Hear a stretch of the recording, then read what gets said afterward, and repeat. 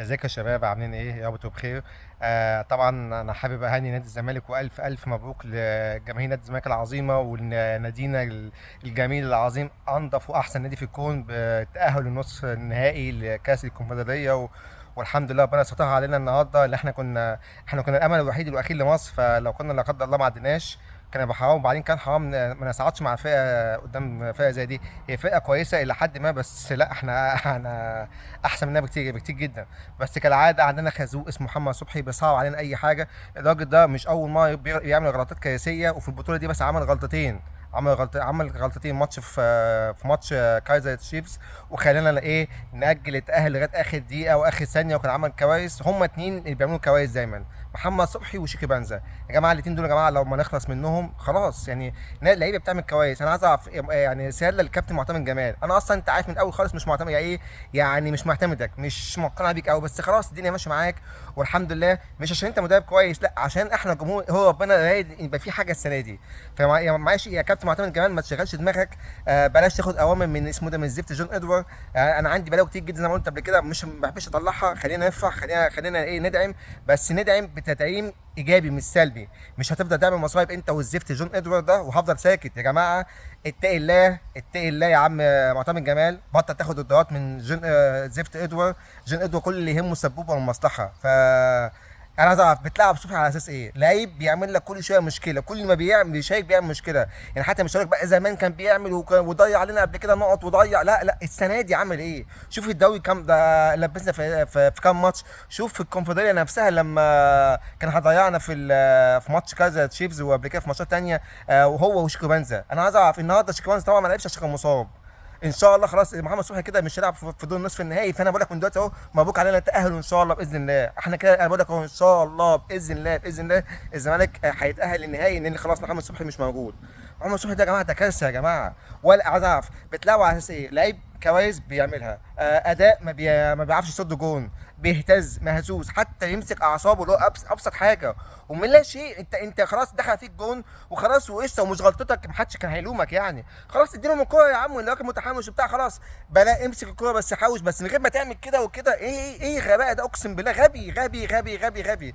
فلقيت معتمد جمال بقى يبطل قرف ويبطل يعني ما يخليش حد ايه يفرض عليه تشكيل. عندك المهدي سليمان متالق، وراجل راح منتخب ومتالق فعلا واحسن 100 مره من صبحي. عندك محمد عواد انتوا عاوزين تبطلوه، عاوزين برضه تبقوا بالعافيه عشان كده عشان صبحي يلعب. يا جماعه اتقوا الله يا جماعه. انت كل واحد يتالق تفشخوه تموتوه عشان الزفت صبحي يلعب. وقيته حتى بيلعب بيأدي، انت عارفين اقسم بالله وبيلعب بيأدي يا عم، انا اخليه. لكن ده واحد حتى لعب عدد ماتشات اللي لعبها دخل فيه نفس عدد الاهداف ولا اكتر. فيعني ما فيش اي ميزه، ومش اول ما يغلط ومش اول مره. ده تحس ان هو كارثه مكتوبه علينا. فيا جماعه يعني اتمنى من معتمد جمال، يعني ربنا اهو بيديك مره واثنين وثلاثه، خلاص الرابعه خلاص ما فيهاش بقى يا عم معتمد. ما انت ربنا عمال يديك ايه، بيحذرك اهو. اقول لك اهو يا معتمد الراجل ده مش كويس يا معتمد، ويديك هند ويديك قرصه يا حبيبي يا معتمد. ده ما ينفعش. واسمه ده الزفت شيكابانزا ما ينفعش. السيف الجزائري شكله مبطل، يا اما تلعب واحده واحده وتديله، يا اما ما ياخدش خالص. الراجل النهارده مش عارف يوقف كوره، واحنا خلاص وقفناه جون. فيا جماعه يعني نخلي بالنا، مش عايزين نضيع البطوله الكونفدراليه دي. خلاص ان شاء الله باذن الله باذن الله حاسس انها بتاعتنا. فنتقي الله في نفسنا ونراعي ربنا في اختياراتنا يا عم معتمد. وان شاء الله البطوله دي هتبقى ايه من نصيبنا، مش عشان انت جامد، عشان خاطر ربنا عاوز كده. لكن انت اصلا انا بقول لك من الاول اهو ان شاء الله انت لو كسبت 80 ماتش انا بقول لك انت مش جامد.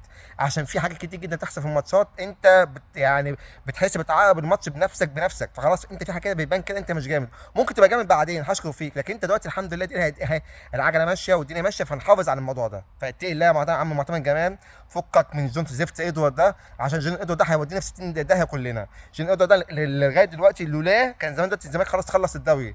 هو اللي كان ماسك في المدير الفني اللي كان جايبه بالعافيه ومشاه بالعافيه، مش هو اللي مشاه كمان، ده اللي دار مشيته مش عارف ايه، عشان خلاص كان الناس هتمشيهم هم نفسهم.